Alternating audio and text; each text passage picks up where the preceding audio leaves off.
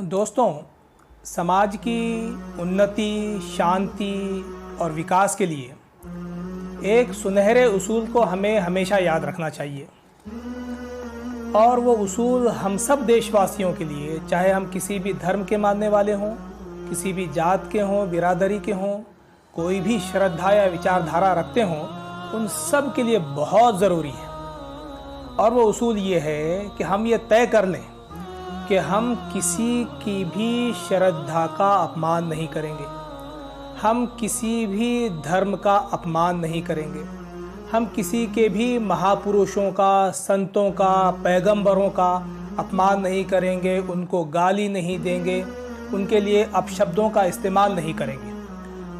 हम सभी धर्मों का सम्मान करेंगे, उनकी विचारधारा और श्रद्धा का सम्मान करेंगे और उनके महापुरुषों का सम्मान करेंगे, पैगंबरों का सम्मान करेंगे और किसी के लिए हम गाली और अपशब्द का इस्तेमाल नहीं करेंगे। ये समाज में शांति बनाए रखने के लिए, एक दूसरे को समझने के लिए, समाज के विकास के लिए, आपसी संबंध अच्छे बनाने के लिए इस उसूल पर हमको अमल करना होगा। बहुत ज़रूरी है ये। होता ये है कि हम एक दूसरे को गाली देना शुरू करते हैं। नफ़रतें इतनी बढ़ गई हैं कि हमने एक दूसरे के धर्म और महापुरुषों का सम्मान करना छोड़ दिया। एक दूसरे के महापुरुषों को हम गाली देते हैं, धर्म को गाली देते हैं। एक दूसरे के साथ उसके कारण जो अच्छा व्यवहार हमारा होना चाहिए वो नहीं बन पाता है। समाज में उसके नतीजे में अराजकता, नफ़रत ये बढ़ती चली जाती है। इसलिए बहुत ज़रूरी है कि हम इस उसूल को अपने जीवन में इख्तियार करें, इसका पालन करें। मुसलमानों के लिए तो स्पष्ट आदेश है कुरान के अंदर। कुरान साफ कहता है सूरह अनाम के अंदर श्लोक नंबर 108 में कि वो लोग जो अल्लाह पर ईमान नहीं रखते, उन लोगों के जो देवी देवता हैं या वो जिन लोगों को अपना भगवान मानते हैं, उनको बुरा भला मत कहो, उनको गाली मत दो, उनको बुरा मत कहो।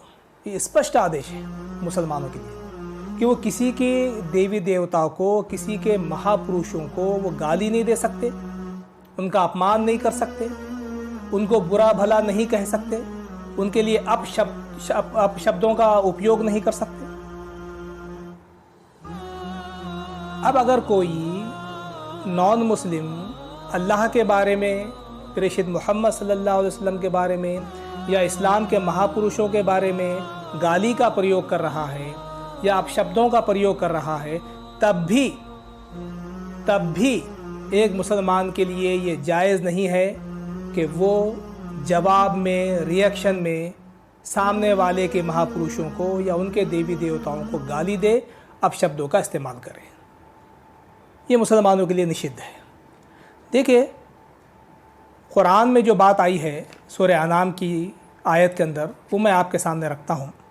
अल्लाह ताला कहता है कि जो अल्लाह पर ईमान नहीं रखते, उनके खुदाओं को बुरा भला मत कहो, नहीं तो वो भी नादानी और दुश्मनी में अल्लाह को बुरा कहेंगे।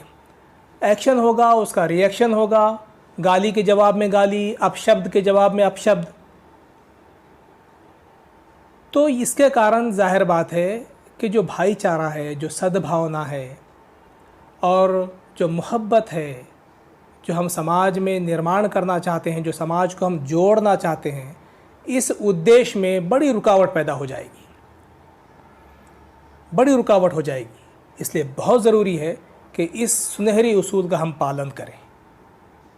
समाज में इस बात को हम इख्तियार करें, वैयक्तिक तौर पर भी और सामाजिक तौर पर भी, कि हम हर धर्म का सम्मान करेंगे, हम हर धर्म के महापुरुषों का सम्मान करेंगे, किसी को गाली नहीं देंगे, किसी के लिए अपशब्दों का इस्तेमाल नहीं करेंगे, किसी को बुरा भला नहीं करेंगे, एक दूसरे का सम्मान करेंगे। हम हमारी विचारधारा अलग हो सकती है, हमारी श्रद्धा अलग हो सकती है, लेकिन हमको हर एक का आदर करना चाहिए और सम्मान करना चाहिए। ये बहुत ज़रूरी है।